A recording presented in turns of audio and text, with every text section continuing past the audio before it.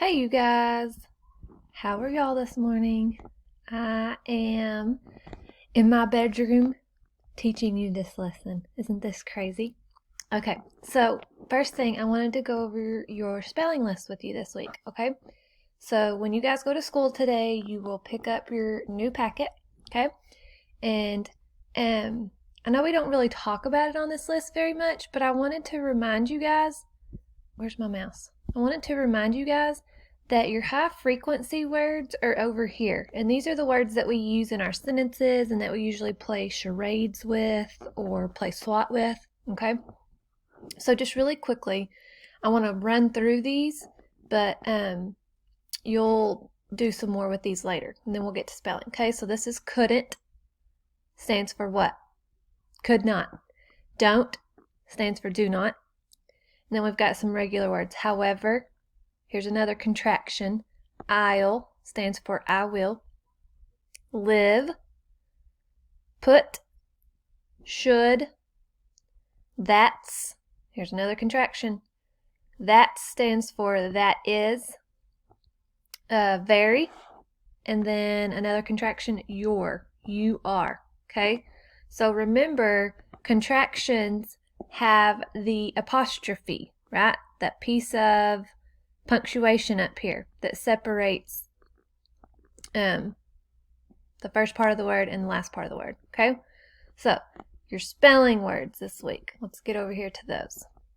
All right, so they're all contractions. We're going to focus on contractions, and I wish I was with you guys to really do this, but we're not, so we're going to make the best of it, okay? So this week you have don't, and I've put out here to the side, and I'm not going to go through all these because I know you guys can read, but when you get your list, I want you to do this, okay? I want you to put an equal sign. What does don't stand for?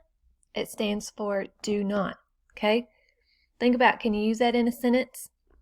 Your mom probably tells you, don't leave your dishes in the living room, right? She wants you to go put them in the kitchen.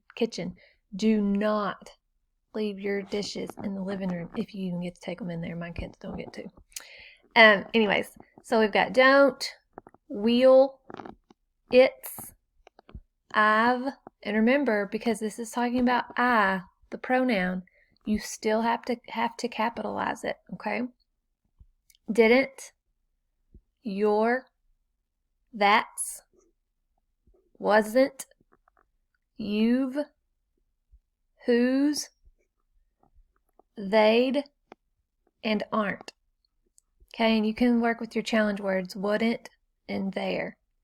So again, when you get your list, I want you to go through here, and if you want to try, you can try to do this on your own first, and then you can come back to this video and check to see if you got them right, okay? And if you didn't, no big deal. Use your little eraser, right, and correct them, okay? This is good practice for you. Okay, and then on the back, I did your spelling boxes. Okay, these are kind of weird because they're contractions, so don't freak out about it. You can use mine as a guide just like you would in class. And when you're doing this, you know what, I'll add this picture as an attachment so you can look at it. Or you can pause the video while you do it, whichever one you want to do, okay? So here they are on your spelling boxes. And don't forget to write them over here to the side. And if you want to try to write them in cursive, that's great. When you write a contraction in cursive, you write the whole word, never picking up your pen or pencil, and then you go back and put your punctuation, just like you go back and cross your T's and dot your I's, okay? All right, you guys. Tomorrow, after you've done your boxes today, tomorrow do your first, do your spelling practice page, okay? It's also in your packet.